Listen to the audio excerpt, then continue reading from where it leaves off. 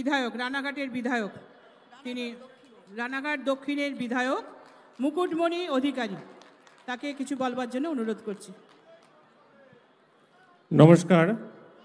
প্রথমেই আমি মাননীয় মুখ্যমন্ত্রী মমতা ব্যানার্জিকে প্রণাম জানাই, অভিষেক ব্যানার্জিকে প্রণাম জানাই, তৎসহ আজ এই মঞ্চে উপবিষ্ট সমস্ত নেতৃত্ববর্গ, আমার সামনে উপস্থিত নেতৃত্ববর্গ এবং অগণিত তৃণমূল কংগ্রেসের সমর্থক, সাধারণ জনতা, পশ্চিমবঙ্গবাসী প্রত্যেককে নতমস্তকে প্রণাম জানাই। আমি আজ যে সিদ্ধান্তে উপনীত হয়েছি যে নদিয়াবাসী বিগত 5 বছর ধরে যে বঞ্চনার শিকার, নদিয়াবাসী বিগত 5 বছর ধরে যে কোনো রকম পরিষেবা পায়নি, সেই নদিয়াবাসীকে তার যথাযোগ্য পরিষেবা এবং নদিয়াতে শান্তির পরিবেশ, রাজনৈতিক হিংসার পরিবেশ মুক্ত নদিয়া এবং নদিয়াবাসীর সঙ্গে সবসময় থাকার জন্য এই সিদ্ধান্ত নিয়েছি।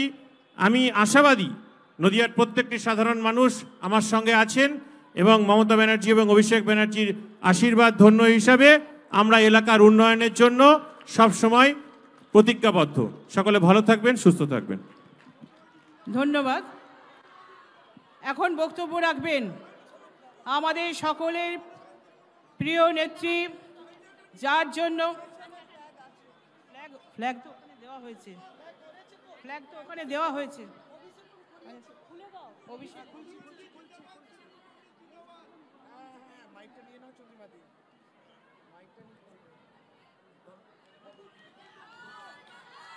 আজকে তৃণমূল কংগ্রেস, তৃণমূল কংগ্রেস, মমতা ব্যানার্জি, মমতা ব্যানার্জি।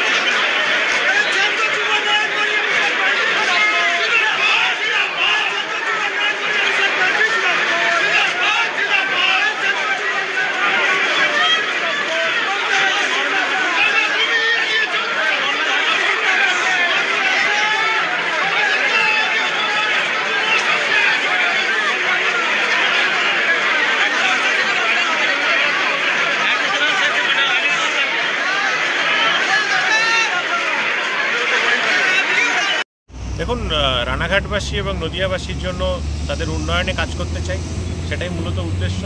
দ্বিতীয় উদ্দেশ্য, নদিয়াতে দুর্নীতির অন্যতম পাণ্ডা জগন্নাথ সরকার, তার অত্যাচারে নদিয়াবাসী অতুষ্ট, তার হাত থেকে নদিয়াবাসীকে আমি মুক্ত করতে চাই। একটা সোশ্যাল মিডিয়া বলুন আর আপনার বিজেপি কর্মী সমর্থকদের মধ্যে একটা কথা হচ্ছে যে আপনি দলের সাথে বিশ্বাসঘাতকতা করছেন, এটা কি দল আপনার সাথে করেছে না আপনি দলের সাথে বিশ্বাস? দেখুন, যে দল দেখে আমি রাজনীতি করতে এসেছি সমস্ত কিছু ছেড়ে কেরিয়ারের মধ্য গগনে, সেই দল সম্বন্ধে কখনোই আমি কোনো কটূক্তি করব না, সেটা ভদ্রলোকের শোভা পায় না। আমি আমার 100% সেই দলকে দিয়েছি, ভারতীয় জনতা পার্টিকে। আমি মনে করি না আমার তরফ থেকে নতুন করে কিছু এই মুহূর্তে দেওয়ার আছে। এই কর্মী সমর্থকরা তারা বলছে তারা বঞ্চিত হবে। এবার আদৌ কি বঞ্চিত আপনি হচ্ছেন না দল হলো? আমি মনে করি না যে আমার অন্য দলে চলে যাওয়া, সেখানে টিকিট পাওয়া, ভোট যুদ্ধে লড়া, এগুলোর সাথে এই কথাগুলোর কোনো যৌক্তিকতা আছে বা যোগাযোগ আছে।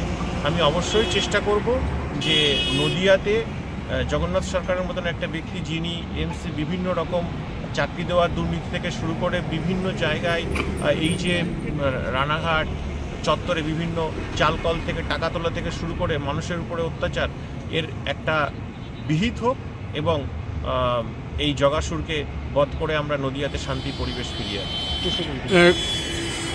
কতটুকু সাফল্যতা পাবেন যে এরকম এইমস বলুন বা বিভিন্ন দুর্নীতি নিয়ে জগন্নাথবাবু এরকম করেছে, এর বিরুদ্ধে কতক্ষণই এগোতে পারবেন? দেখুন, দুর্নীতি এসছে, বিভিন্ন কমপ্লেন এসছে, আপনারা সোশ্যাল মিডিয়ায় সেগুলো দেখেছেন। বিভিন্ন ক্ষেত্রে মানুষ অভিযোগ করেছেন এবং সর্বৈবভাবে রানাঘাট লোকসভার মানুষ বিগত 5 বছর ধরে বঞ্চিত। সেই জায়গায় থেকে সেই বঞ্চনার অবসান আমি ঘটাতে চাই এবং এলাকার সার্বিক ডেভেলপমেন্টে যুক্ত হতে চাই। জগন্নাথবাবু বলেছেন যে উনি যখন দাঁড়িয়েছেন, মুকুটবাবু যখন দাঁড়িয়েছে, তা দ্বিগুণ ভোটে, আরও দ্বিগুণ ভোটে তিনি জিতবেন। কি বলবেন? ওনার কথার জবাব তো আমি দেওয়ার প্রয়োজন বোধ করি না, তবে যুদ্ধ শেষে ফল ঘোষণা হলেই বোঝা যাবে মানুষ কার সাথে আছে। আমি এটুকু বিশ্বাস করি, সৎ, দুর্বৃত্ত নয় এমন মানুষ, ভদ্র, শিক্ষিত, মার্জিত এবং যিনি সততার জন্য কাজ করে থাকেন, মানুষের পাশে থাকেন, তার পাশে মানুষ থাকবেন, নদিয়ার মানুষ থাকবেন।